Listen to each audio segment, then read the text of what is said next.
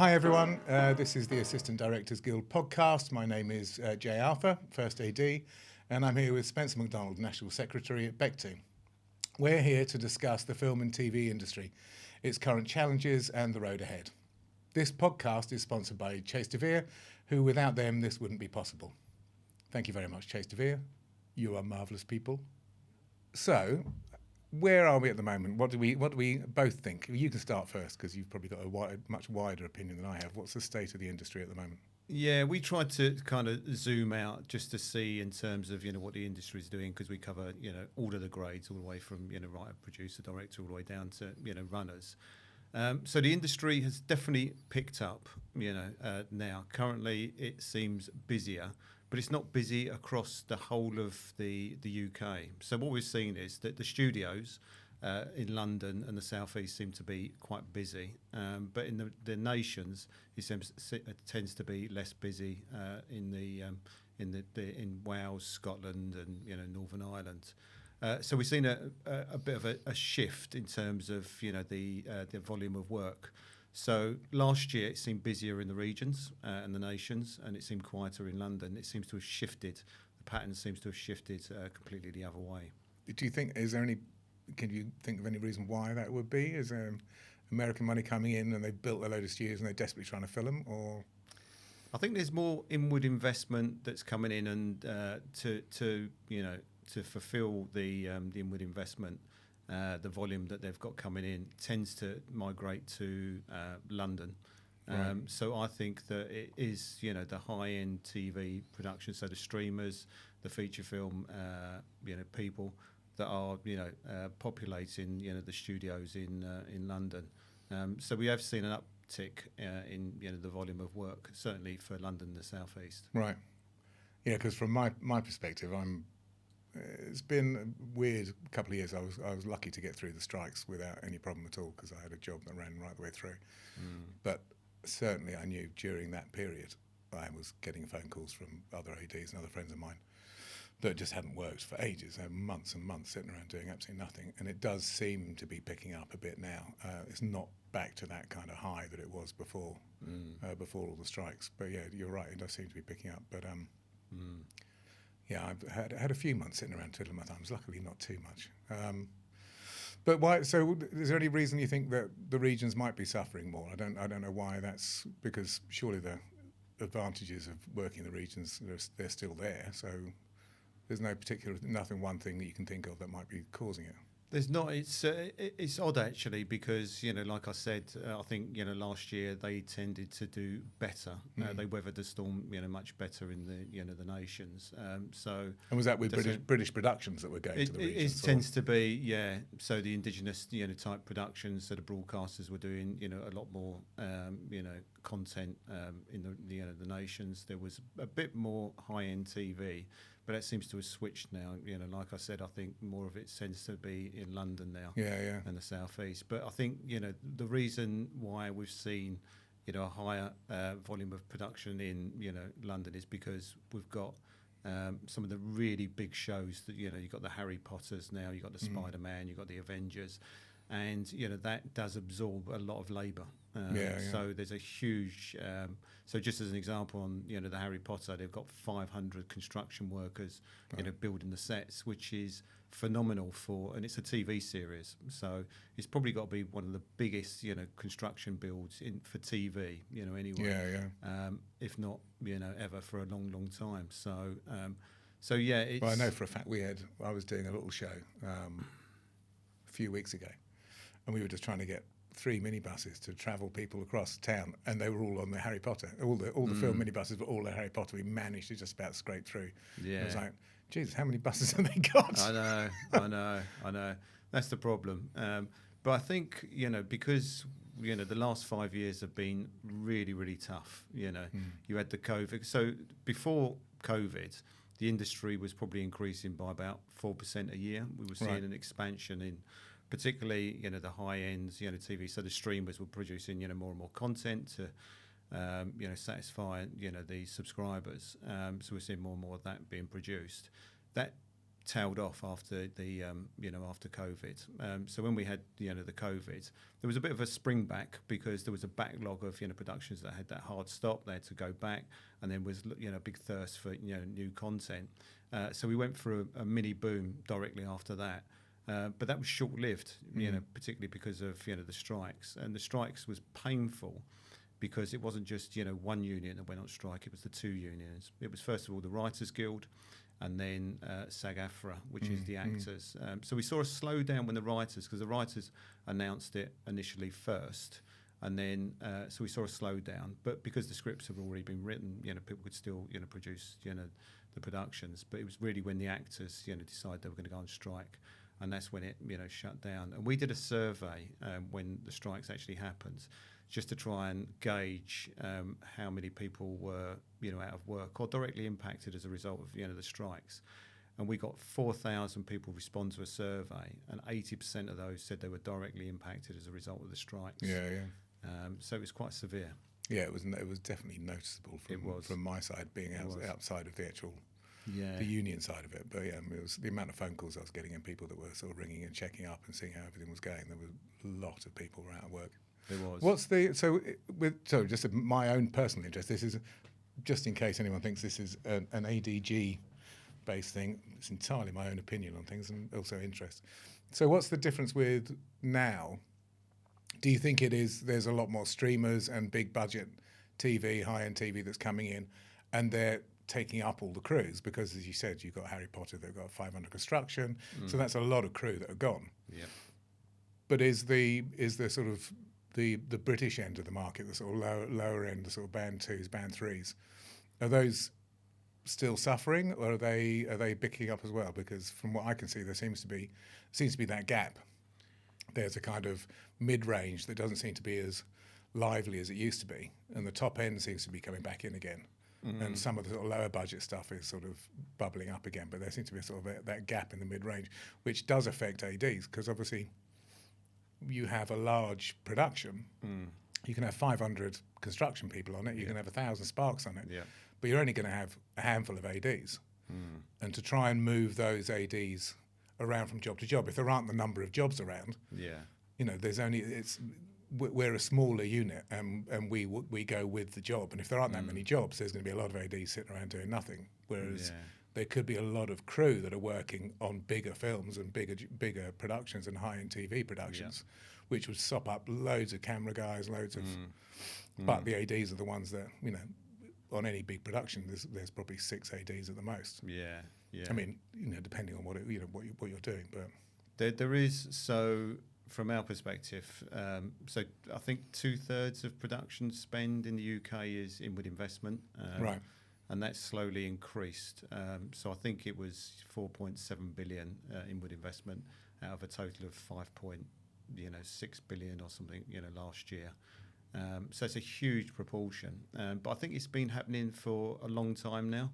Right. So the broadcasters have tightened their belts. They've had the licence fee.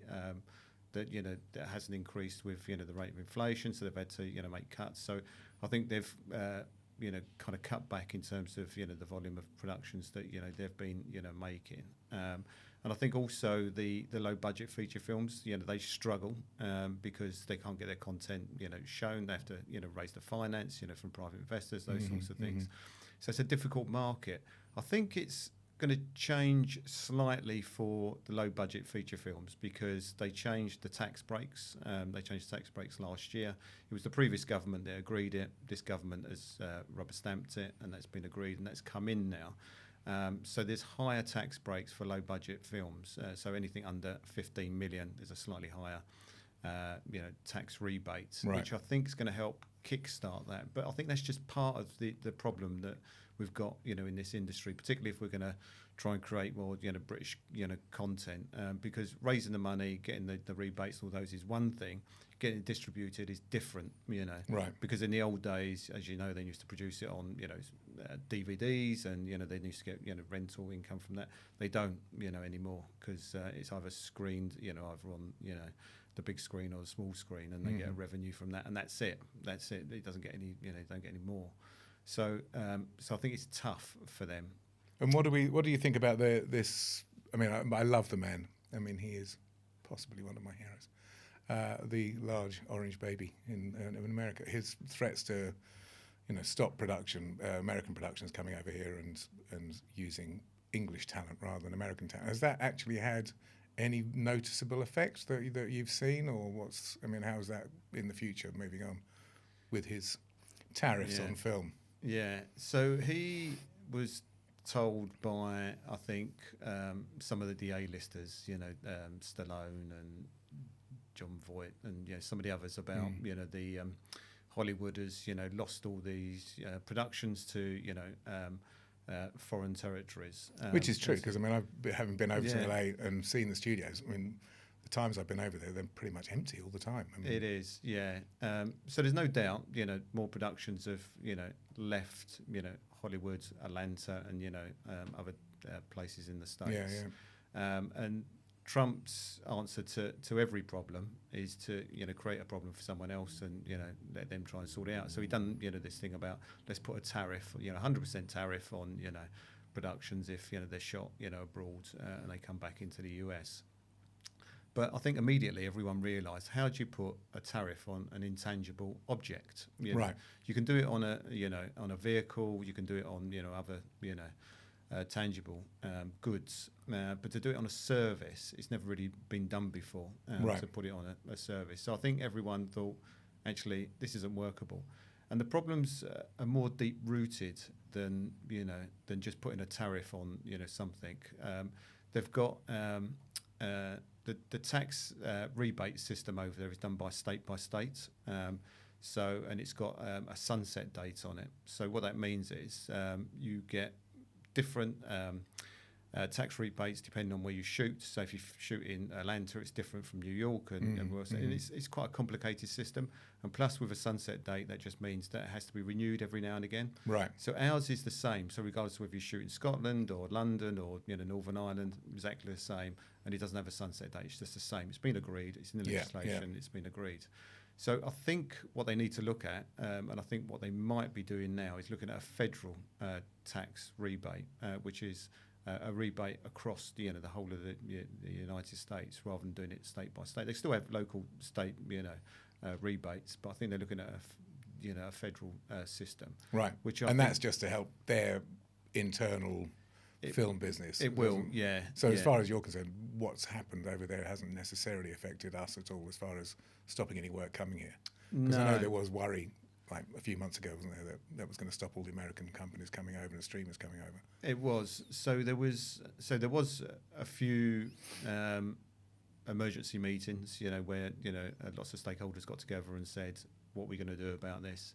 And there wasn't anything you can do about it, because it's not something the industry can do about it. It's not even something our government can probably do something about it. It's something that really the Hollywood studios could do something about. And even the Hollywood studios said, this isn't going to work, So they've already said to the Trump administration, tariff system, all it's going to do is make a bad situation even worse. Because they need to film abroad for locations, all sorts of other, situations that hadn't factored into, when he said. You mean he hadn't thought about it? Amazing, My God, isn't it? that's incredible. Yeah, really? yeah. He'd actually come up with a proposal and hadn't thought about it beforehand. Exactly. Bizarre. Exactly. Yeah. So just to finish that little bit of a point, at the moment we think things are picking up. There are still people that aren't working, and there's still a lot of people that aren't working. But in general, the streamers are still here. Yeah, that's all still happening, and work is beginning to pick up. The studios are getting full, but the regions are where you're seeing difficulties. Yeah, well, even in the regions and nations, it's still busier than it was at the beginning of the year. It's just not as busy as it is in London and the South East. I think the way we probably phrase it is we're cautiously optimistic. That it feels like things have picked up again. But I think that what we want to try and do is get away from this peaks and troughs where it does get really busy and then it drops off again, and no one knows when it's going to pick up again. We need some sort of equilibrium. So on to ADs in particular, and the situation we are in the minute, where we want to obviously progress the AD role and make sure the ADs in this country are of a particular standard and a level of expertise so that you can guarantee when the streamers come over here or anybody else comes over here, we have a decent level. And I know we've talked about this a lot, and with Paul, your predecessor, with the AD at Bectu, trying to work out how we bring that up to a level, but mostly because that puts us on a level where we can then have some more say over our rates, because obviously our rate was always fluctuating and was very variable, because you didn't necessarily say this is our level of experience, this is how much we need to be paid. It was quite a free for all for a long time with ADs. You just argued your rate and got what you could. Have you seen that changing with it? I know it's been difficult because there wasn't really, unfortunately, because of me, because I'm one of those people that gets bored very quickly and then tries to think of something. The AD branch of Bectu was completely dead. As far as I was aware, there was nothing going on. And I got bored and decided to come along and see you and Paul and start the AD branch up again. So since that startup, have you seen a difference with ADs, or how that affects us, or how our ability to, the necessity, I suppose I'm saying the necessity of us having to standardise and come together and put some structure in place. Have you seen that happen? Yeah, I think there's a few things in there, isn't there, Jay? So when it was really, really busy, I think people were stepping up too quickly, and we did see situations, and I don't think it was good for the individuals, and certainly wasn't good, for the production when that was happening. We're not in that space at the moment, and I think we've kind of, and I've always said this really, we need to focus on kind of the mid-level, trying to support those and make sure that they actually move up. There's a lot of talk about let's bring in loads of trainees and runners, and that's what we need. But I've always been focused on the mid level, because if you move those up, then it creates space at the bottom, and people can kind of move up. And we are known throughout globally for having some of the best crew, and that's why we have, I think, a lot of the the inward investment. They come here because they know they're getting first class crew, and we need to make sure that we carry that on. And I think the system we've got at the moment does kind of work. It used to be the old system where the broadcasters used to train people up, and then they used to go freelancers. We haven't got that anymore, so I think we have to take more responsibility for doing that. But I think that we need to make sure that the focus has to be on that mid-level type role, making sure that they actually are supported so they can actually move up. And I think all of that will help in terms of the rate cards. So on the rate cards, I've always been focused on making sure that it hits the right spot, because there's no point in having it too high, because the individual's never going to be able to achieve those rates. If it's too low, then obviously you've undercut yourself, and the production's going to be on the winning side. So it's about the Goldilocks, not too hot, not too cold, but making sure it's kind of somewhere in the middle. And the way you do that is kind of survey the members and find out exactly what the rates they are. But then you also have to test those rates as well. You can't just take people's word for it, because sometimes people's rates are kind of manufactured a little bit, or there might be something else that came into it that. So you have to kind of stress test those rates as well. So once you've done all that and you've got a rate card, it's about collectively people need to stick together. So we've seen it where certain groups, certain departments have stuck together and they have achieved rates. Our objective really is to get an agreed rate card with the employers, so we don't have to go through this constant cycle of saying let's update the rate card and try and prosecute it on productions. We want to try and get an agreed rate card with the employers. I think we've turned a corner on that. So we've started talks with the employers for production, and the next one is going to be ADs. So we've already flagged it to the employers, PAC, to the Employers Association, that we want to do that. We're hoping in the next month to get a ratified rate card. That's right. Right. Yeah. So we can have a ratified rate card, and then we can go in the same as some of the other branches, like the electricians and the construction. They go in, they have annual pay negotiations, and they can just go up by and then there's no argument on the job. Production will go. I think this is the agreed rate. I think the problem that I've heard over the years with ADs in particular is from the more experienced ADs, there's a worry at having a fixed rate card, because obviously for years there hasn't been anything. Yep. So they've been negotiating their own fees. Yep. So some of them that can and have got the experience and the sort of CV to back it up have been able to push their rate up. Now they've even pushed their rates up on band 3 stuff, on band 4 stuff. So they've been able to do that. And from their perspective, so from the top end of the experience level, they're looking at it going, well, hang about, if you give us a fixed rate card price, a ratified rate card price, then we're not necessarily going to be able to negotiate our way up from that. Yeah. So there's sort of pushback from both ends. Is that the top end don't necessarily want it because they've been getting a lot more and arguing for a lot more, and the sort of mid-range people are going, well, hang about, if we set a set rate, then that means there's potential for inexperienced ADs to either come in and undercut us if there's no solidarity amongst ADs, or equally inexperienced coming in and getting the same amount of pay that I'm getting for the level of experience I've got, and they've only done half the amount of work. So there's, I mean, I agree with you, as you know, I think there should be some sort of ratified, but I think that the idea of it being a fixed level, there should be a basic minimum.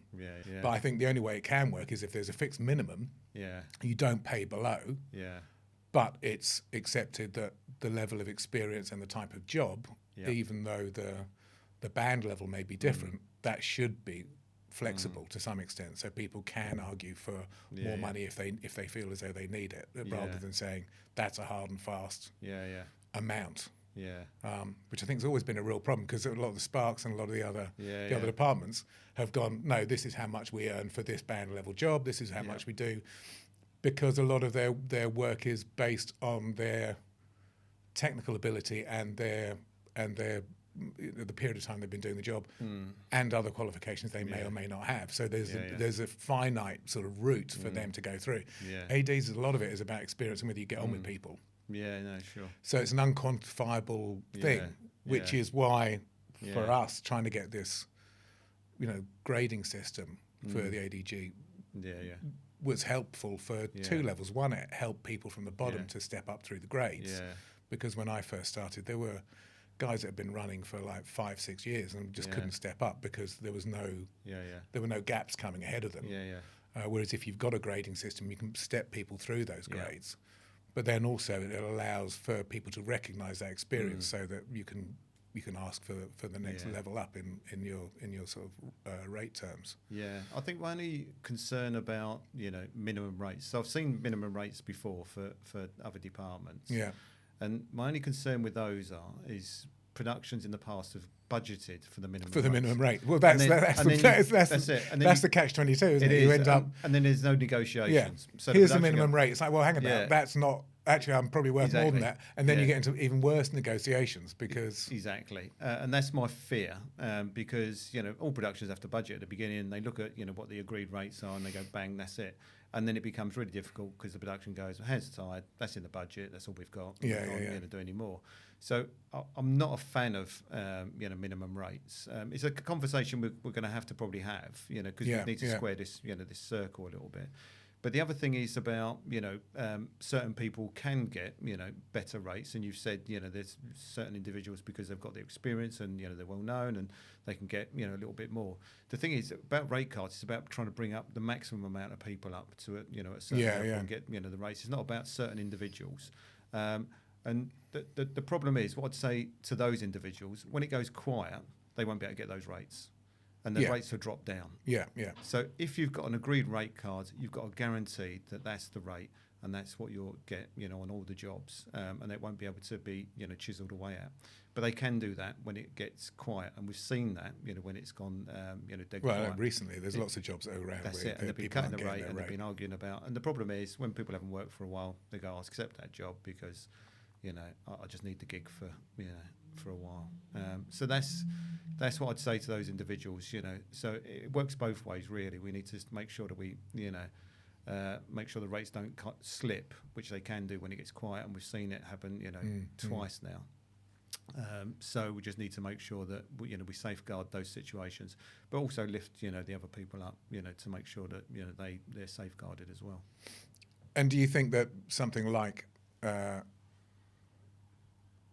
it's that thing of how setting your rates is one thing, and setting your rates for each level as you progress is important. And I agree, it's very difficult. A minimum rate, although it kind of makes sense for some people, it's like, well, if you don't have a minimum and a maximum, then you just need a rate. And then you negotiate around that rate depending on whether it's quiet, whether it's not quiet. Because obviously things are flexible, and some people are going to need to take the work anyway. So you need to set that rate at a point that you rightly say is a middle ground between what the top end guys want and what the bottom end guys are accepting. So that you've got a standard middle, and it's trying to work out where that is. And part of the problem we've always had with the ADG is, not the ADG, with ADs in general, is we're great at organising other people, and we're very good at, holding together a crew of disparate voices. But as soon as you try and get more than 4 or 5 ADs in a room at once, they all bloody argue with each other, and they want to be the boss, or they either don't want to be the boss and just want to sit quietly and let somebody else lead. But I think part of the problem with that is getting the consensus and getting the people to actually engage with you. Because if you're trying to work out what a rate is going to be or a level of experience is going to be, you need everyone to get involved. You can't just do it off the back of 6 people. Exactly. So you can't go, well, what's your rate? What's your rate? Well, that's 6 of us. Okay, so then we'll set the rate here. You need people to get involved and actually write down what their rate is, what they're getting. Be honest with us. Tell us what it is, and then we can set a minimum, a medium rate.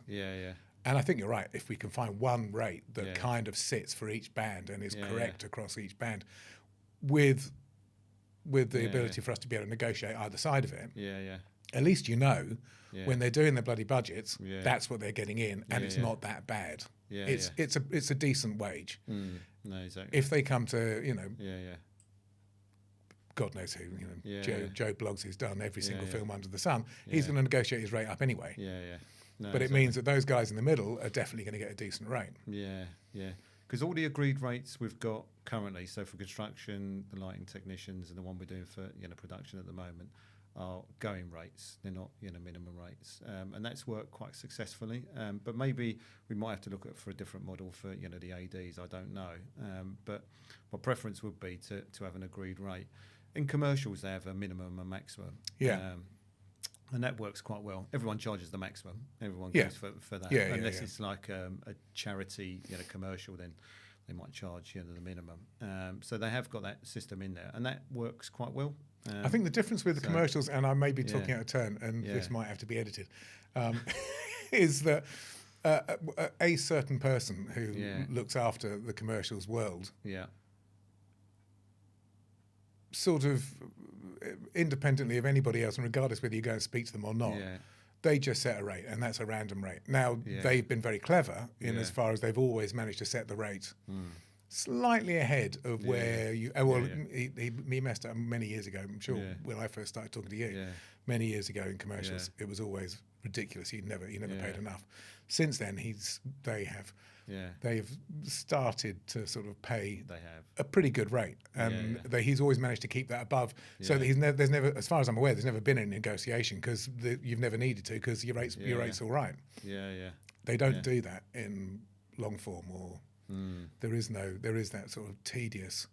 What did we spend 2.5 years around a bloody table trying to work out just terms and conditions? That wasn't even rates. That was just trying to work out whether we can go home at night or not, or whether they're going to work us to death all the time. And it's like, it shouldn't have been that long, but it takes forever because you've got 15, 20 people around a table, all with differing opinions.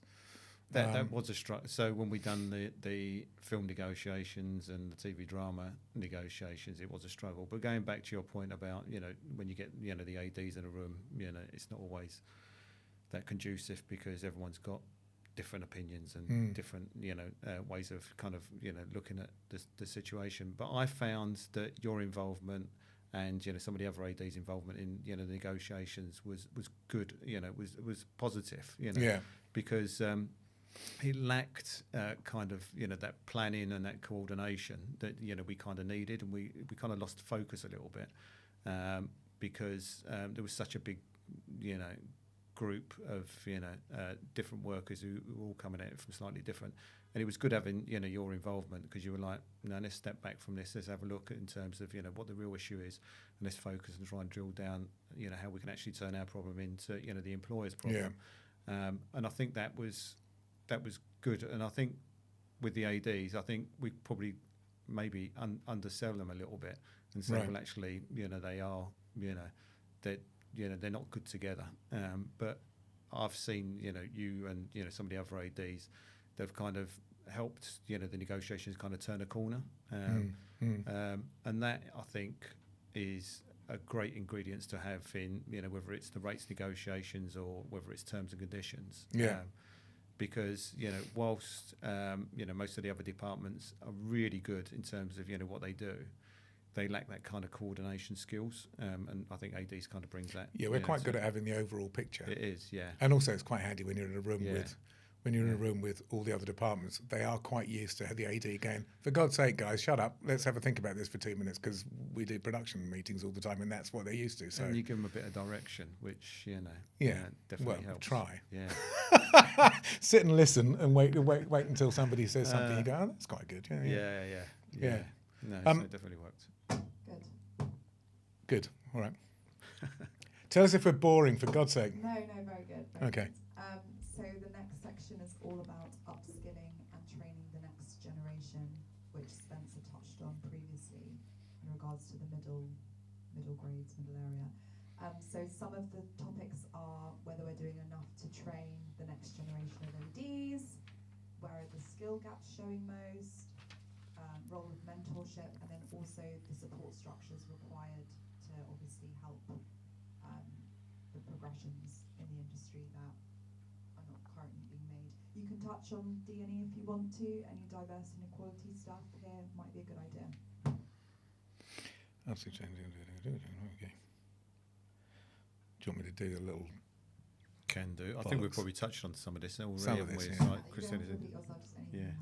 Okay.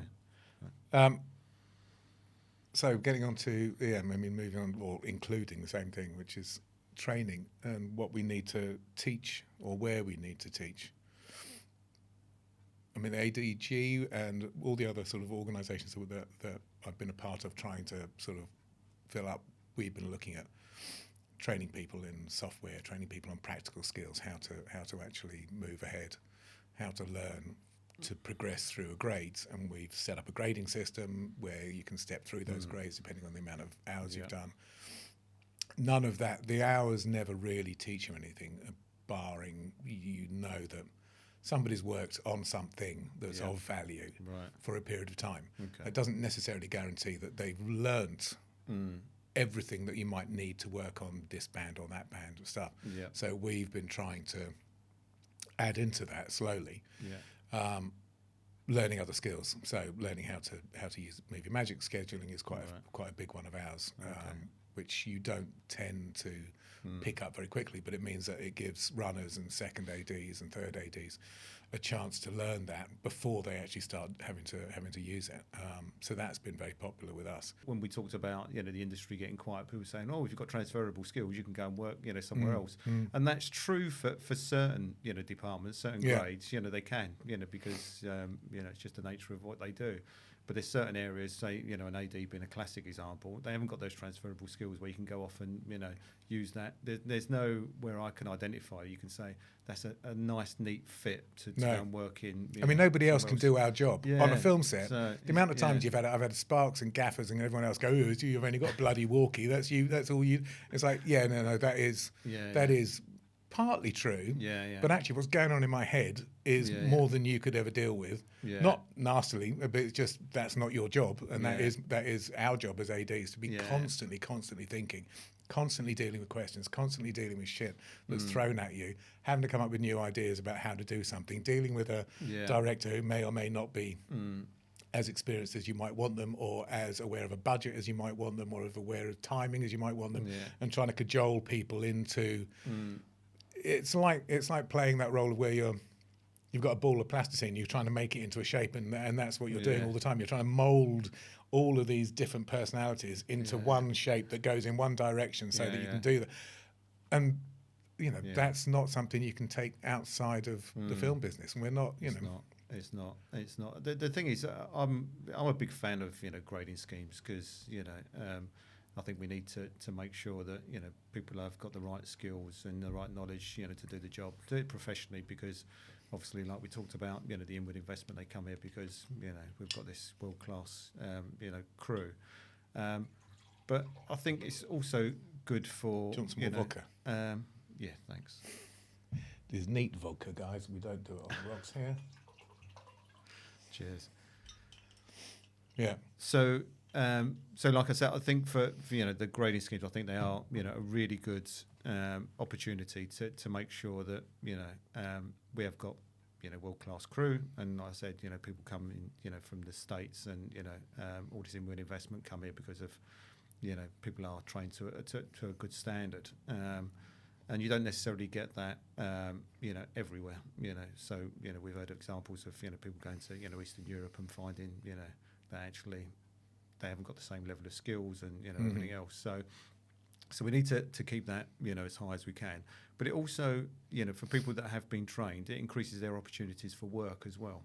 Because if they can actually show that they are trained to a certain level, they've worked on so many productions, they've been signed off by their peers. That is a a badge to say that they are they've reached a certain level. So I think there's that, and I think also we just need to be conscious as well about in terms of diversity, because we've talked quite a lot, or the industry's talked quite a lot about trying to make it more inclusive. And I think we've kind of fallen down a little bit because of the way the industry engages people.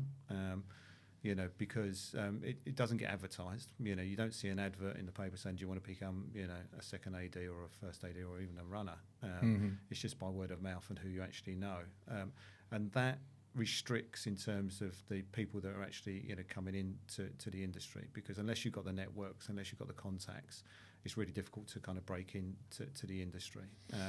So we're doing a diversity action plan, and that is trying to break it open, because the thing is, if the industry is more diverse, then it's going to make it, I think, better for the industry overall, and I think it's a healthier way of kind of operating. So we're doing that, and we've the ADG has signed up to that.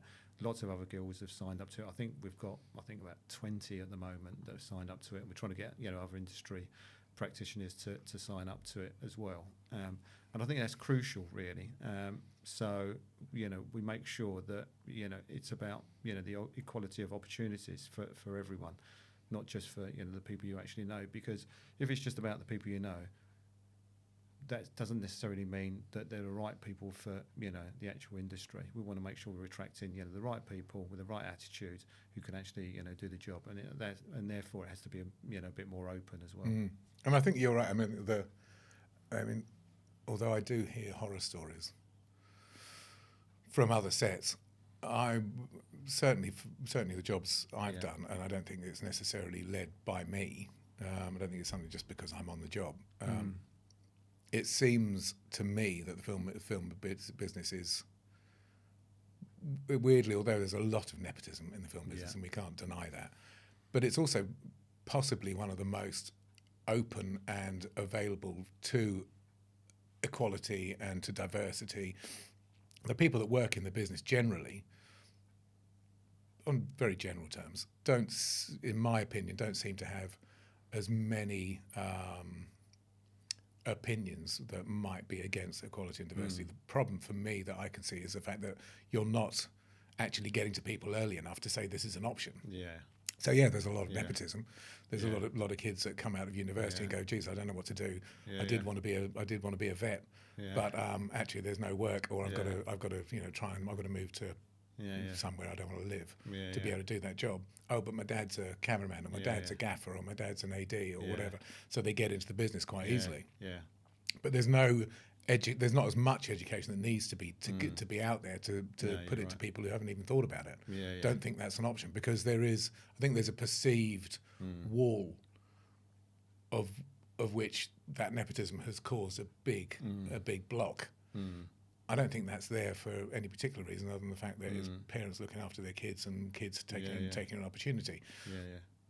I don't think that's necessarily blocking people getting in, but what's blocking people getting in is the fact that they perceive this wall and then they don't go for it because there's no advertising, there's no outreach to schools, there's no outreach to sixth form colleges, there's no you know what I mean, specifically for the film business. And I know there's a few places there's the London, not the London Film School, I can't remember the name of it.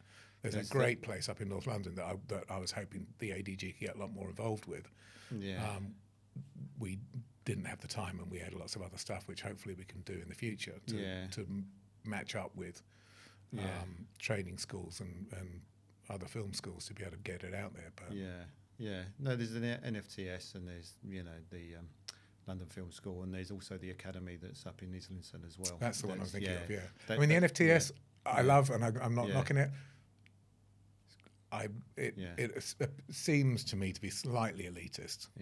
I know it isn't necessarily, and I know that isn't their remit, but there is a certain amount of, in my mind, just goes, okay, right.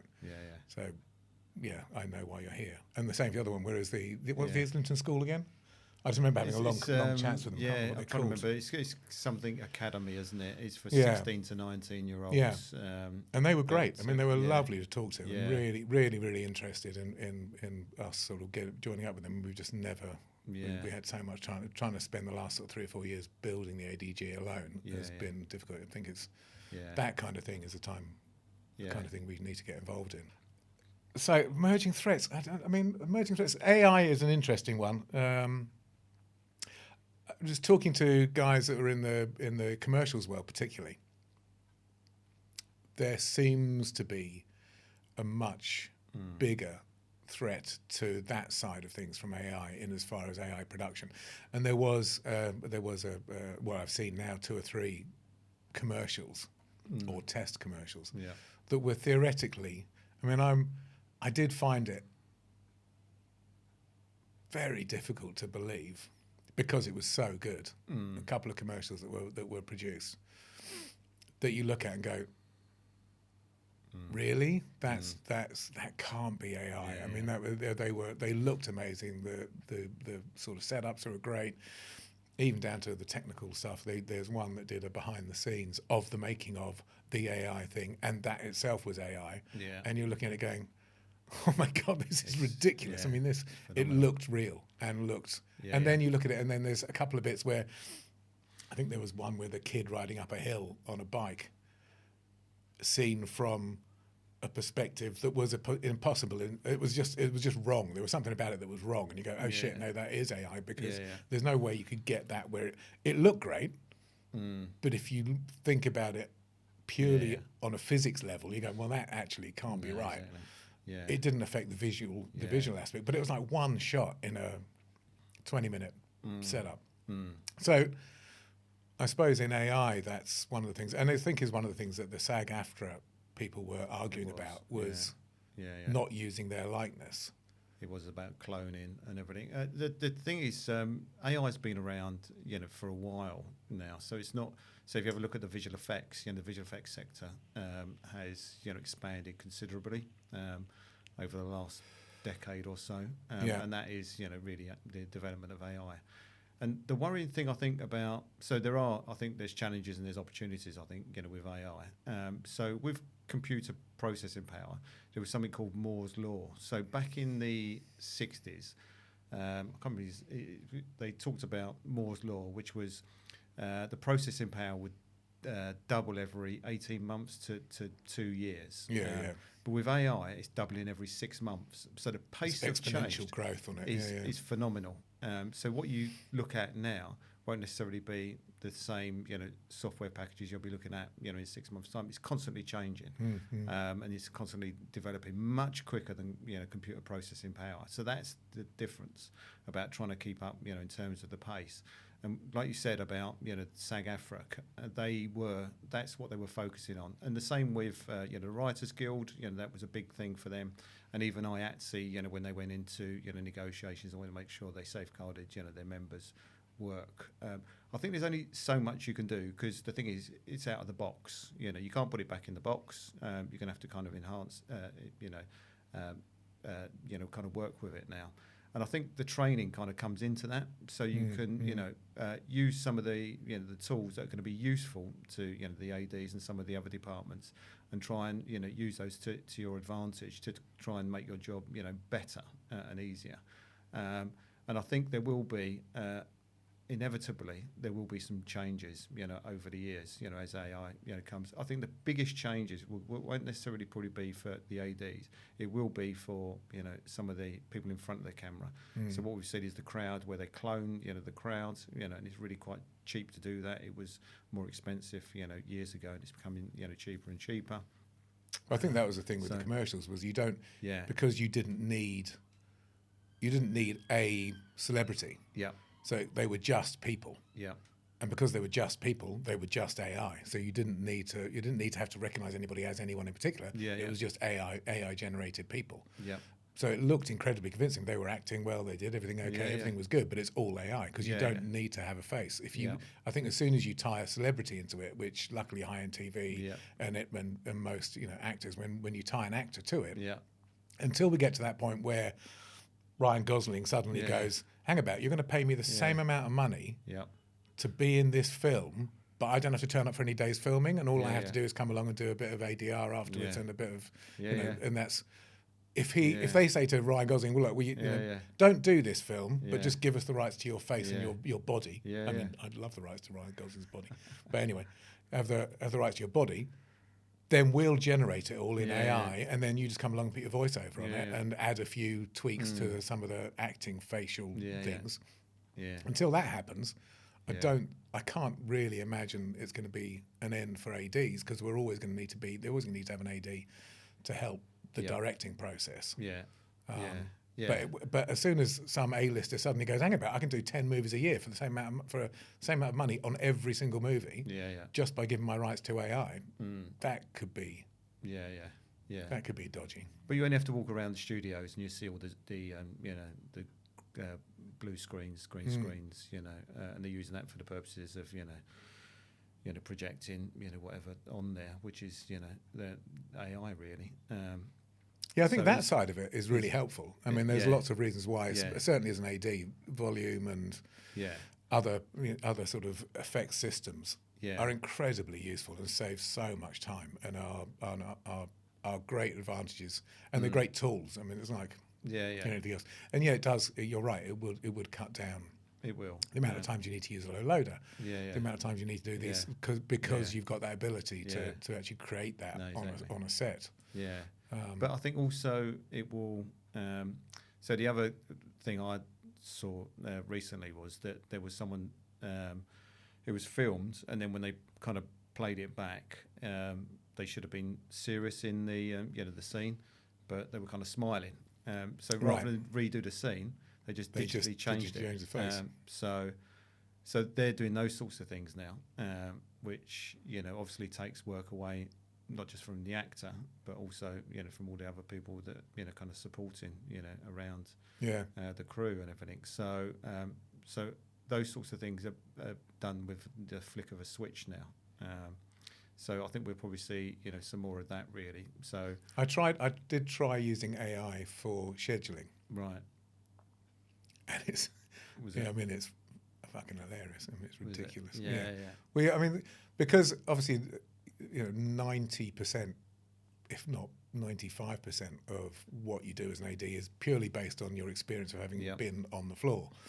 So now however you make that progression, whether you go through the grading system, which I think you should do, and you work from a runner right the way through to the first, or right the way through to second, and then you can decide what you want to do from that point on. It's all about experience and learning all the time. So when you shove a schedule, or not a schedule, you shove a script into AI, which I've tried, not onto a script that had NDA written all over it. It was an old script, just to see what it did. It broke it down all right. It kind of broke it down into the sets and locations, and then you kind of say, right, well, give us an order. What do you think? And it did smart things, like it's been taught to do. Well, for weather cover, we could have this, and for weather cover, we'll have that, and then we'll do this. So it kind of did it. But then you dug into it and looked at it. It's like, total rubbish. I mean, Yeah, absolute. You just go, why the hell would you ever do? And Yeah, that's the point at which I don't think AI was ever really. Yeah, I mean, yeah. from our job as an AD, it is based on experience, Yeah, and until somehow you can download all the knowledge that Chris Carreras has in his head, or you know, all these other amazing ADs have got in their heads, until that can be downloaded and put into an AI system, it's never going to really affect the scheduling. It may make the initial processes slightly easier. Yeah. But you're never going to be able to beat that experience, and that's what we're good at. That's what we do. Yeah, because I think AI is really good for some of the binary type, you know, situations, but it's a creative industry, isn't it? Really, it's emotions and, you know, all those sorts of things, which obviously AI hasn't got because it's just an algorithm. Yeah. But even on some of the binary, I saw that someone said that they advertised a role and they had mountains of, you know, applicants that had applied, and they got AI to go shift through all the candidates. So there was about 300 candidates or something, and then in the end, they the AI whittled it down to, you know, whatever it was, you know, 20 different people. But they manually went through just to check. But they missed loads of things in there that they went, well, actually, they would be a good candidate. Right. Because it's only an algorithm. You know, it's only kind of what information it can kind of draw on, you know. And also, it's not looking at, I suppose AI is, at this point anyway, it's finding it very difficult to see that a combination of this and that makes the individual to, you know, it makes that greater than some of its parts, or whatever that thing is. You know, so if it doesn't see that, then you get caught out on it. You're absolutely right. So it can look at things in singularity, but it can't look at things in the total, and that's the problem. It wasn't joining the dots up between, you know, them doing one bit and doing another thing, and they missed quite a few. So they said it's just not quite there yet. You know, it's good for probably certain tasks, but it certainly wasn't. It was flawed for that. Personally, I don't think ADs are going to get sidelined or, you know, put into the bin because of AI. I think one of the few roles that we're probably going to need are anytime there's live action being filmed, we're going to need ADs. Yeah. I think it's one of those integral roles, isn't it? Yeah. However, what are the other bad things about the business? Burnout, long hours, working conditions. We're going to do a podcast on this specifically, but in general, personally, just for me, personally, I think it's got a hell of a lot better than it was. When I first started, it was never-ending days. 11-day fortnights. Yeah, it was just a killer. Yeah, the industry. So we negotiated that TV drama agreement, which you know we talked about and you were involved in. Which, whilst it was a headache, it was worth having that headache because we came out the other end with, I think, a better agreement. It's a shorter working day. What we saw before we had those agreements, it was buyouts. So people were signing buyouts. They were working God knows how many hours, and you know they weren't getting compensated if they did, you know, overtime, or they were kind of breaking their turnaround. So this is a better system. It's a framework now, you know, for working terms and conditions. And once you've got a framework, you can kind of build on it. And that's what we done at the last round of negotiations. There was 8 different improvements.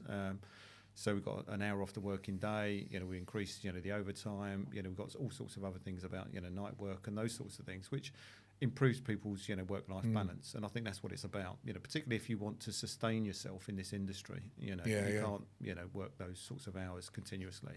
I think one of the things that, for me, that I always found really funny, during that whole process, was there was this massive pushback from a lot of the departments that were around the table about semi-continuous working days and not wanting to do them and how they were terrible. Now that's all I seem to do is semi-continuous working days, and everyone bitches if you do a standard working day. And the only big thing for me and as ADs, I think that I find a real pain is that the FAA don't abide by a semi-continuous working day.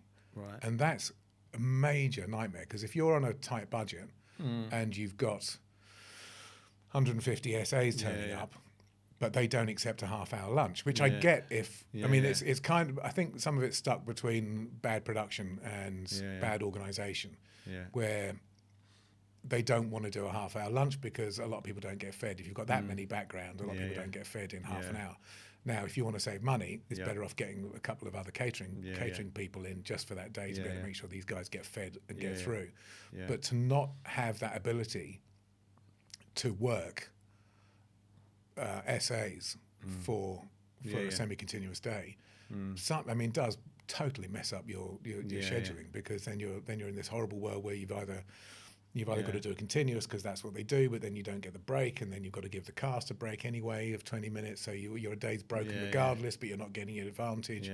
Or you have to do a standard day, which means the crew are there for an extra hour just because the essays want to sit down and have some food, which can kind of irritate not only ADs but also the rest of the crew. It's like, why the fuck are we going home at 7 o'clock tonight rather than go our normal time? And it's like, well, it's because the SAs don't want to do they haven't agreed a system. The problem is, though, Jay, because the semi-continuous working day was contentious when we had, the negotiations. And I remember initially we said, right, let's get rid of semi-continuous working days. But then we kind of done a bit of a straw poll and said, what's people's feelings about this? And it was completely split. Half of them said, let's get rid of it and dump it. And the other half said, no, actually, I prefer to have that, because the alternative is I don't want to work a standard working day. I want something in the middle, and I want that option to do that. So we retained it, and I think that was the right thing to do, to keep it, in the agreement.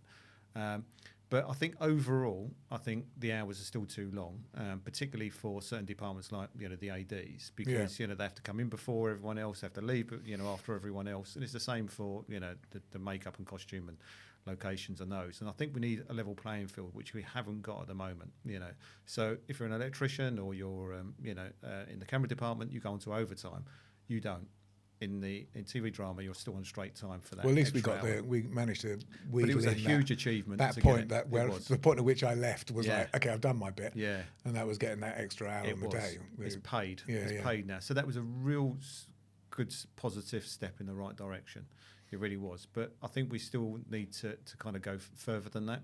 And our objective, when we initially started, any of the negotiations, was we want a level playing field. We want everyone on the same, terms and conditions, and that includes hours. And that's our objective, really. And that feeds into, what we're doing at the moment with this broken turnaround, because we're still getting lots and lots of reports of people breaking it, where they're working, stupid number of hours, breaking their turnaround, driving home, when they're tired, and then having, an accident. And also they're making mistakes on, when they're on set as well, which isn't good for, the production. So we're doing a massive campaign at the moment, working with the HSE to try and regulate this. They're going to look at more resources to kind of pump into this our sector. We're talking to the BBC, ITV, the PMA, and PACT, and a lot of the independent production companies. We had a big meeting a couple of weeks ago, and it was semi-productive. They want to talk about education, so they reckon we can educate the whole industry and everyone will be fine, and we're not, we think that's part of, the issue, about educating people. But if there's no consequence, then people will continue. So there needs to be another part in that, that puzzle, to actually say, well, actually, if you do break it, then this is what, has to happen. Or there needs to be, more thought about, do you need more prep time? Do you, all these last minute script changes, all these sorts of things need to be fed into. I always get, I'm not always get asked, but I have been asked several. Pretty much every time. What do you think is going to help this production? It's like, well, get your bloody script sorted. I mean, and it's really simple. I mean, it's really, really simple. There seems to be, and I don't mind if this goes out, and it doesn't bother me particularly, but I'll probably end up getting shot for it. But there just seems to be this complete bowing down to writers, which I don't disagree with, and that's fine. And the writers, but if a writer says to me, which has happened relatively recently, I've been working on this for the last 5 years, and I'm so glad it's in production. And then you sit down and go, great, he's been working on it for 5 years, and that's brilliant. So let's have a look at the scripts. And you go, there's no scripts, there's nothing there. And it takes it right up to the wire. And then you've got production saying to the ADs, we need to make this work. It's like, well, look, I got the script a week ago, and I'm now, you want me to schedule it? That makes sense, that has all the limitations that you've now thrown at me because artists aren't available for these days because they gave their dates in when you booked them, but I didn't have a script at the time to be able to work it out. So there's so much expense that is wasted, that production absolutely waste, because I don't know where the power shift has gone, but the power shift seems, in my opinion anyway, to have gone from producers and exec producers to the writers. And it's like everyone seems to be kowtowing to writers. And that's what causes the money. That's what causes the expense. Yeah. If we knew what the hell we were shooting, what is traditionally 5 weeks before we start turning over, in those 5 weeks, we can work it out. When you're given a script that's kind of a provisional script, none of the scenes are locked, nothing's particularly 100%, but can you do a schedule based on this? And then every week you get a new script, a new script, a new script. Not only does it mean that my time is taken up with, or an AD's time is taken up with, trying to schedule a new script that's so radically different from the last one. It's 2 or 3 days out of your week trying to sort that out. Those 2 or 3 days are taken away from you talking to the HODs, other people to go, how do we do this? How do we do this for the money? If we'd had 5 weeks of it, then a lot of those teething problems, a lot of those things where production have to throw money at things would have been sorted. And the ADs would have sorted it because we know what it takes to do a production. We've done more most ADs have done more productions than most producers and most directors. Certainly directors. I mean, and that's not a knock at directors. It's just they're on a project that goes for a long period of time, whereas the ADs come and go on different jobs. So we've had way more experience on how to run the shoots. So having us in. Do you think though that comes down to sometimes the budgets? Because what I've seen before, but for the writers that they've said that in the past they've had 2 writers. So if someone's kind of ill or they can't fulfil what they're supposed to be doing in the time frame, there's still someone else. There's 2 writers on the job, but now they just tend to have one single writer. So you're subject to their time frame and whatever might go wrong in between. So I know productions are always trying to look at ways to try and actually save money because they don't get people in in enough time, and so is that part of the problem that actually they've got one single writer that's you're kind of hostage to whether they can actually. I mean, most of the things I've done recently have had writers' rooms. So you'll have one writer who will give the basic outline of whatever that particular episode or that story is, and they'll do a kind of this is what we want, and then it goes to a writer's room or a script organizer who will then break it down. They'll rewrite it. You'll get other guest writers that come in with that overview, but they'll come in and do the dialogue. They'll come in and do other things. So I don't think it's a lack of writers. I think it's a lack of.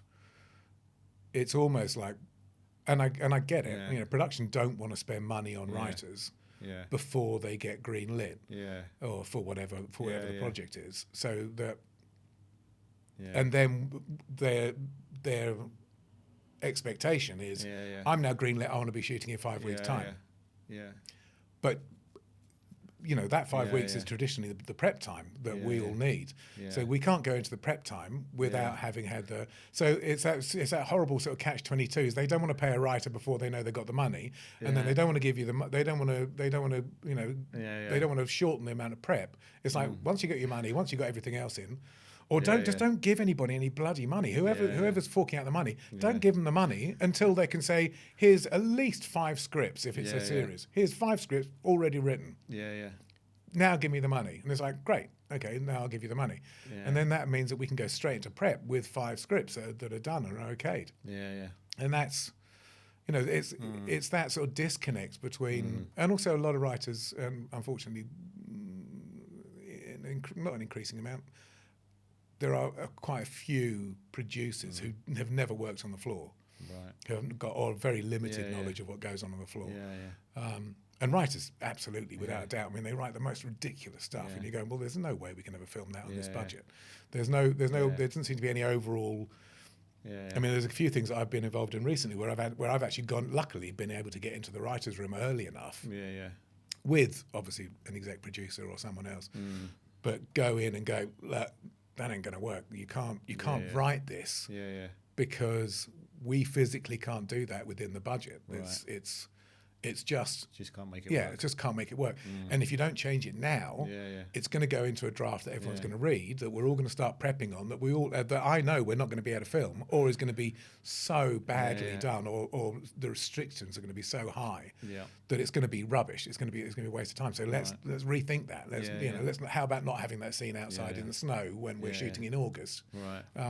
How about Yeah. having that scene wintertime, but Yeah, maybe yeah. indoors? Or, you know what I mean? Yeah, Just yeah. stupid, simple things that you can change Yeah, that save a production a lot of money yeah. No, if they exactly. don't have the budget to do winter Yeah, in yeah. August. You know, I mean, if they've got the Yeah. budget to do it, then fair enough. It's interesting, isn't it? Because I think that all feeds into, particularly, not just about, the late scripts coming in, but script changes at, the last minute as well, where they, Yeah. Change things and they go, bloody, that's throwing everything up, in the air. Well, script changes I so- get at the last minute. Yeah. I mean, I feel incredibly sorry for the actors. Yeah. If it's dialogue changes, when it's dialogue changes, Yeah, it's okay. Yeah, yeah. But when the script changes come in and it's like different Yeah. location, different, Yeah, it's yeah. like, well, hang about. That's like fucking every department now has got to jump because Yeah. you've decided that you don't want this sitting on a veranda in Connecticut. It's actually going to be on a boat in northern Scotland in a Yeah. storm. And it's like, Yeah. what? Where the hell did that come from? And it's like, well, it would be so much nicer for the story. It's like, yeah. And it would have been great if you told us that 5 weeks before we Yeah, yeah. started shooting. You're Yeah. now telling me 2 weeks into No, shooting exactly. that that's how you want to do it. And Yeah, it's yeah. No, craziness. Someone said to me last year when I was visiting a production, they were 1 week away from shooting, and he coolly said, "We're still waiting for the script to come through." And I Yeah. went, "And you're shooting next week?" And he went, "Yep." And I thought, how can he? I thought I'd be pulling my hair out if I was 1 week away from shooting. And Yeah, I still yeah. hadn't seen the script. I think, how can I? I don't know where you just Well, I start had, to prep for something. one of like my not proudest moments Yeah. because it wasn't. I was, Anyway, I was on a particular job that will remain nameless, and the exec producer came up to me and said, "Okay, scripts are going to be late." Okay, yeah, I know that. I already knew they're going to be late. When do you want them? And I went, "What do you mean?" And they said, "Well, when do you want them? Do you want them on the 14th or do you want them on the 27th?" And I went, "Well, obviously I'll have them on the 14th." Okay. Yeah. But if they're not ready to the 27th, is that the end of the world? I went, well, it's not the end of the world. I mean, it Yeah. makes my life really difficult. That gives me Yeah. 1 week to do Yeah, yeah. everything.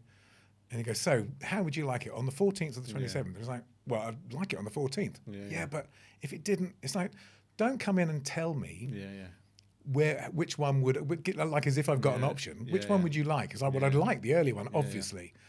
I really was not proud of it. I walked out of the Yeah, office after screaming at this person. Right.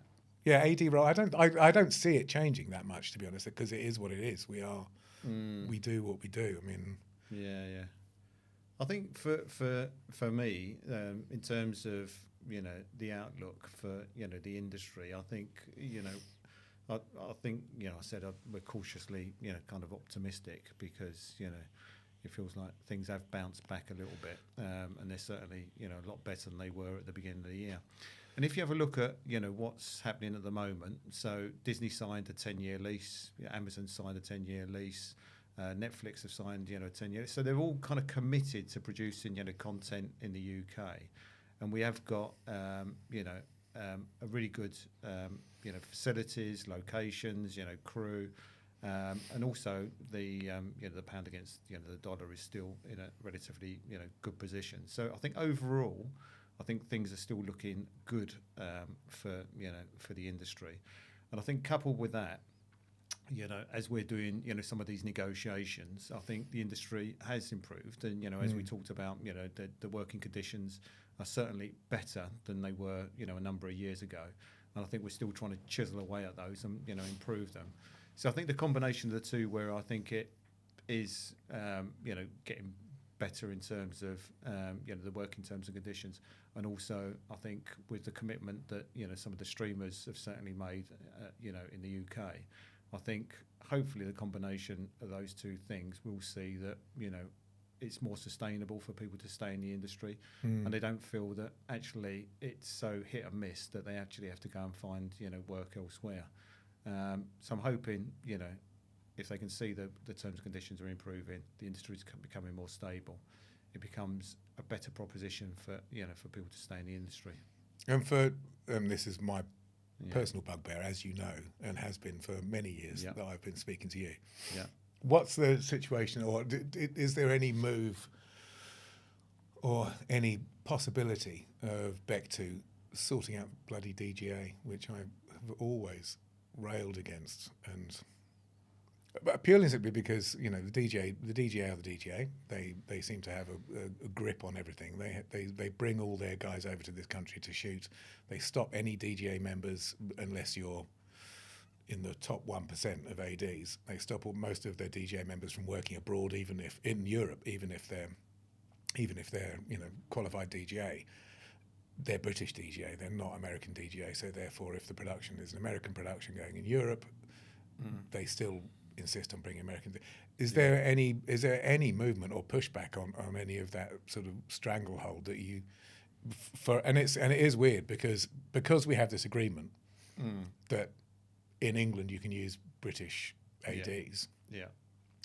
That stops us from accruing points to become DGA members for any jobs that are done in England. Yeah. So we can only do work outside of the country. Yeah. The amount of people that I've worked with over the years that are from South Africa, from Bulgaria, from other places that don't have that agreement with the DGA within their own country, they've progressed a long way in the DGA, way more than a lot of the English ADs have done.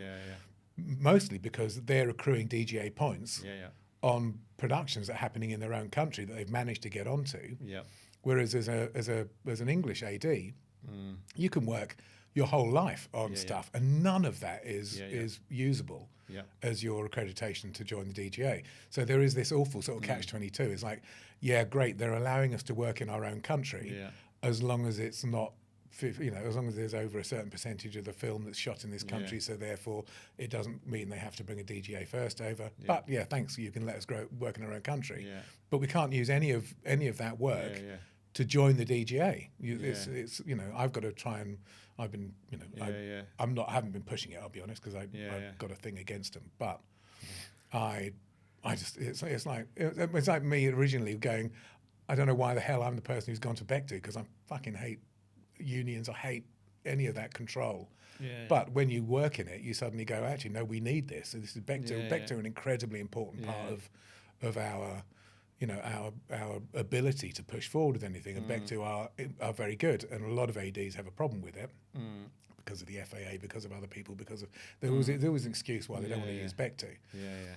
But we need to be together with Bectu to some extent, because on our own, it ends up as the Wild West, as we've seen in the past, and it's getting a lot better. But the problem with that, equally, is the fact that there are larger organisations that have this stranglehold on certain ability for some of our ADs to actually progress in the sort of global world. The DGA is a massive a union, really strong, union out in the States, the same as, SAG-AFTRA and, IATSE. So they enjoy certain control over, the workers that we just don't have, the legislation in this country. So you've got that glazed look you get every time I talk about it, and you go, oh, for fuck's sake, Jay, shut up. Like, all right. But the thing is, what we've done, because we've got an arrangement for people coming into the UK with the Home Office, and it's quite unique, actually. So I can't think of any other, trade union outside of, the entertainment sector that's got an arrangement with the Home Office under the Code of Practice about people coming in. So what they're supposed to do, certain grades, they're supposed to check, with the union. A, will it displace any resident labour? And B, is it in line with the Bectu recommended rates or agreed rates? So they're the two things that they have to do. We can object, but what we can't do is block it. So if we object, they normally go through some of these agencies that process the visa applications, and normally they're quite good. They take out, So as a result of that, we've got this arrangement with the DGA. So when they bring over a DGA director, we can say, no, actually it needs to be a first, that's based in the UK. So we've done roughly 10 of those this year. Right. So we do quite a few. We've got one just going through just now for a big studio picture where the production wants to employ a first in the UK. So we're doing it all the time. And we produce, these waiver letters. We have to give them to, the DGA, and they accept it. There's never been a question about, no, they're not going to accept it. And is that because it. Do they have to be DGA, English DGA ADs, or it doesn't have to be? No. So if you're working on an American production, they want to bring over a DGA first, or a DGA director. there are all of those things in place to make sure that they don't have to employ a DGA AD over here, and equally they can use any British AD. They so can. that waiver is there. Yeah. And the thing is, the productions are becoming more and more aware of it. Yeah. So even we had one for commercials. We've had two actually for commercials just recently. Whereas I didn't think they used DGA directors on commercials, but on a couple of these they do big quite a lot. jobs. Or have done for years. And they contacted us, said we want to employ someone who's a UK first DGA. And we issued, the waiver letter, and it was all okay. So we're doing that more and more, and I have to say it's kind of getting a bit more traction now because I think people are becoming more aware of it. Whereas before, I think people just weren't aware of it. Just didn't know that this arrangement kind of existed. So we're trying to. So we've done a sheet to say to productions and even to first ADs, if you're employed on a production where they've got a DGA director, the production can employ you. And if they choose to bring someone in, we can challenge it. So under this code of practice, they have to come through us, and we can challenge it, which we do all the time. Well, I've been telling you this for. I know, and I know the scheme's been in place for years, and I've been saying for years it needs to go out there to people so that they know. There needs to be more awareness around the arrangement that we've currently got, because it is quite unique. I think the only other arrangement that I've seen is for, chaplains and vicars and stuff like that, where they have to check to make sure that it won't displace any UK, vicars and stuff. So it's a bit unique, really, that this arrangement that we've got. But I think, we're trying to make sure that productions are aware of it, ADs are aware of it, and if they, if they come across it, that they can choose to, contact us, and we can issue, the waiver letter, which will be great for, more work for UK firsts. We think the industry is all right at the moment. It's getting better. There is hope for the future. I think, we said, didn't we, that, I think certainly at the moment, fingers crossed that it feels like it has certainly got better, and it feels like that actually things are more stable now. So, whereas before we saw, the real peaks and then the real troughs, it feels like it's a bit more stable now. And I think also with the, the streamers, given a commitment that they're going to, be here for the next, decade or so, I think also instills a bit of confidence that actually, if they're going to do that, they've got to produce lots of content, and therefore, that should mean, a lot more work, for people in our sector. So it feels like things have, turned a corner. And also, like I said about, the terms and conditions, it feels like, there's an ongoing dialogue, and it feels like we are moving, towards something that's more sustainable, for people to, to continue their careers in the industry. Yeah. I mean, for me, what can ADs do to help strengthen their career path? I mean, there are two or three things. One is, which I wish somebody had bloody told me. So this is just general information. Your career path will end at some point. So please get a fucking pension and put money into a pension. Yeah. One of the biggest things I think self-employed people don't do, and I am the worst one at it. I'm waiting for people to die so I can get some money, which is a horrendous thing to say, but is unfortunately true. I never put money aside. I always spent it on having a good time. Which probably shows in my face. But yeah, get a pension, guys. But general, what can you do to strengthen your career path? I mean, I really, honestly, after years and years of trying to get things off the ground and trying to help other ADs, not because I've got some altruistic or empathetic bone in my body. I'm just bored of sitting on set listening to ADs moaning about rates and moaning about their working conditions and moaning about all these other things that are destroying their lives and working hours, and it always felt to me like, well, we just need to get organised. Hence all the steps that, unfortunately, as I said, me being bored is never a good thing. Trying to set up AD at Bectu, ADG, ADA, all those things was primarily just so that I wouldn't have to sit on set and listen to somebody else bitching about it. But it's it's one of those things that unless you get involved, Yeah. which we always say and keep on banging on Yeah. about, is unless you get involved, Yeah.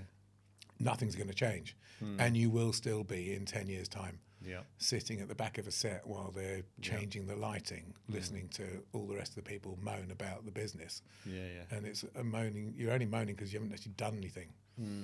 And it is getting involved. It's getting involved in Bectu. It's getting involved in the ADG. It's getting involved in things that actually you may not feel have an instant day-to-day effect on your life, but overall, all the work that goes on behind the scenes, it's it's not. You don't, you're not involved in these things because every 2 minutes somebody's giving you a TikTok video with some AD doing a little dart. It's like, no, these things are there to help you through all that stuff, and most of what goes on is in the background. And it's being a part of that and actually engaging with questionnaires. That's what helps. And taking the training courses, being there so that when we did when we set up a training course or Bectu set up a training course, people actually turn up and do it. Because it is worth doing. It's constant learning, and a big part of being an AD is learning. I mean, you can't go and get an MVQ. You have to educate yourself and be educated by other ADs. I think the issue about, like you said, about financial resilience, I think is an important one because, before COVID, the industry was just going up and up and up, and no one really had any savings. No one really thought about, pensions and those sorts of things. And then obviously the bubble burst, and then, people were out of work, and then they found that actually they were going to the film and TV charity to, for support and all those sorts of things because they didn't have any savings and didn't have anything to kind of fall back on. So there is, I think, a bit of work that needs to be done on financial resilience because we're in a different industry now to what it was, a few years ago. So I think we need to kind of work a little bit, on that to make sure people have got, a safety net to kind of fall back on when it does go quiet again because, the tide goes out as well as it comes in, and that's the industry, unfortunately, we're in. I think also the thing is that you get, if you do manage to, I mean, I don't know why I'm talking about it. I'm honestly the worst person in the world for thinking ahead, unless you're paying me to think ahead for you and come up with a schedule. My own life is just a disaster. I mean, it's ridiculous. I mean, I enjoy it, but it is a complete wreck. But the thing that thinking ahead and pensions, fair enough. But, just putting some money aside, what happens is, and I've only learned over the years, is that if you do go quiet, if you've got a bit of saving, you can then wait for the job that you want to do rather than having to take the next job. So your progression through the business can be a hell of a lot quicker because you've got a few months stopgap. So you're not taking that cheap low rate job in a band 1, band 2, not because you're not experienced enough to do it, or not because you're overqualified to do that kind of work. But because it's not necessarily a progression in your career. If you've got that kind of a fallback, then it means you can wait 3 or 4 weeks or a couple of months and wait for that job to come in that you go, okay, well, that's the next job up, that's the next step up. And having a safety net is bloody useful in your career progression as well. Exactly. Otherwise, you are just constantly taking job after job. Just because you're hand to mouth, as I can testify to. I mean, in many ways. Exactly. And the other thing I'll probably say is about, and you probably touched on it, Jay, just about being active, within, the guild or the union. Because the whole raison d'etre of, a guild or a trade union is to, support and, improve the working life of, those individuals, either individually or collectively. And that's what we do. So the more active they are, the more they're actually going to get out of it. And also people have used it for networking as well. They've gone in there and said, well, actually I've made more contacts and therefore, my pool of, people I can kind of call on is much broader now. So there's that as well. So it's not just about, the economic side of it in terms of, well, actually, how can I get my rates up and my terms and conditions? It's also about, those sorts of things about your development and being involved. So I think it's really important that, the more people kind of invest themselves into those organisations, the more they're actually going to get back as well. Thank you very much, everyone, for listening. It's been a joy talking to Spencer without having any alcohol involved, which is a novelty. So, join up, help us, and if you enjoyed this podcast, there'll be loads more that'll be way more entertaining. So, thanks a lot for watching, and thank you, Spencer. So, So it's been really good talking to you as well, Jay, and discussing about the industry and some of the flaws and some of the opportunities and some the challenges. But that kind of just feeds into the importance of why people should be members of the guilds or the members of the trade union, because that's our bread and butter. That's what we do every single day. So whether we're challenging the employers about the rates of pay or the terms and conditions, or whether we're trying to put some training in place, it's about improving people's working lives. So we do that individually, so we get lots of personal cases, or we do that collectively, as well. And as we've been involved in the collective bargaining for the TV drama, the major motion pictures. We've had some of the discussions about commercials, and that's really why people need to be members of the guild or Bectu, because it's about promoting the industry and the best we can actually be. And the way to do that is to be active in those two organisations, and that way we can actually elevate the status of the ADs, but also improve the working lives for everyone as well.